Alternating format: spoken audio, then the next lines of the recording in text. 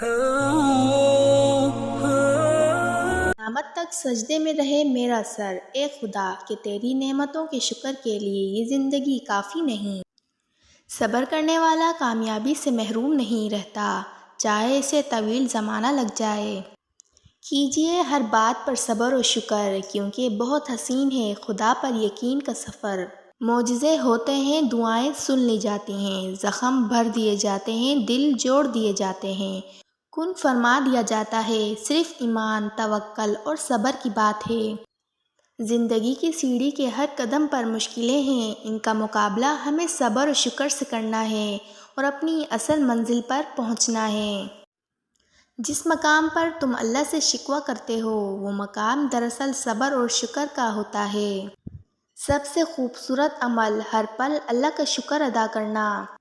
صبر رکھیں، اذیت اجر بن جائے گی۔ نصیب اور مقدر صبر سے ملتا ہے۔ یا اللہ، میں جانتی ہوں یہ میری آزمائش ہے، لیکن ہمت جواب دینے لگی ہے۔ یا تو مجھے صبر سے نواز دے یا اس مشکل کو آسان کر دے، جو بے شک کر دیتا ہے آسان، اور ہر چیز بدلنے پر ہے قادر۔ جو لوگ صبر رکھتے ہیں یا تو وہ جیت جاتے ہیں یا پھر سیکھ جاتے ہیں۔ جب وہ کسی چیز سے تمہیں محروم کرتا ہے تو اس سے دگنی ایسی ہزاروں نعمتوں سے نواز دیتا ہے جس کے تم قابل بھی نہیں ہوتے، تو پھر بس راضی ہو جاؤ، کیونکہ معجزے صبر مانگتے ہیں اور تقدیریں شکر کرنے والوں کی بدلتی ہیں۔ چپ رہنا غرور نہیں، صبر ہے۔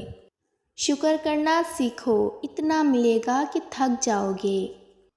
کچھ چیزیں رونے سے نہیں، صبر کرنے سے ملتی ہیں۔